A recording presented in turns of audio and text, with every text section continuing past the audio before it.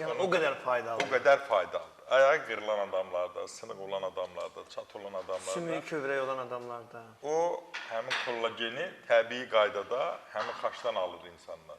Ona görə də bir xeyli insanlar 12-də yuxudan duran tənbəl kişilər xaç dəyəndə saat 7-dən durur gedir ki, gedim xaçımı yeyim. Ay Nadir müəllim, gedim xaç yeyim. Və ona görə də xaç yaxşıdır, ancaq mütləq onu təzə pişirdir, təzə ola. Görürsən ki, yaydan yığır ora... Pişirir, soyuducuya qoyur. Heç nə pişirmir. Yox, soyuducuya qoyanlar da var. O başqa şey. Müştəri gələn kimi silib verirlər. O başqa şeydir, o nə idi yox, mən başqa şey dedim. Yaydan heyvan düşdükcə ucuz ayağını yığır ora ki, mən bunu nə vaxtsa qonağım olanda, ya işte istifadə elində pişirəcəm, bu düzgün deyil.